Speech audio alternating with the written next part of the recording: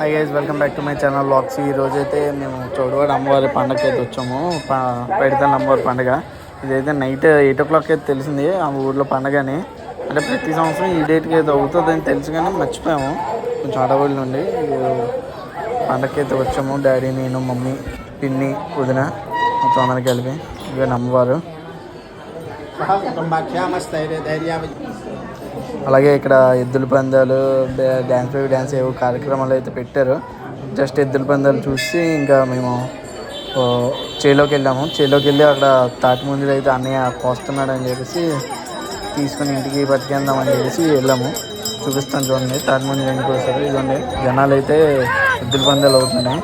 దాని గురించి జనాలు అయితే ఫుల్గా ఇక్కడ నుంచి చూస్తున్నారు. ఇవన్నీ తాటి ముంజలు అయితే అన్నయ్య కోస్తున్నారు. అలాగే పక్కన అందరూ తింటున్నాం అన్నమాట.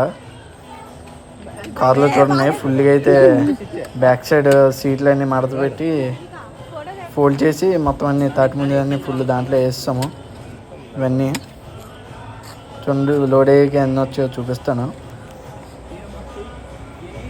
ఎప్పుడైతే ఈ కారు పట్టుకుని రామో టాటా మాన్సా ఉంటుంది, దాని డిక్కీ అయితే ఫుల్ అయిపోద్ది అనమాట. ఏదో చాలా ఎక్కువ వస్తాయి అవి. ఒక 1000 ముంజుల పైన వస్తాయి. అదైతే కనుక డిక్కీ నెక్స్ట్ ఎదర్ సీట్లో కూడా పెడతాము. ఈసారి మట్టుకి ఈ కారు వేసుకుని వచ్చాము.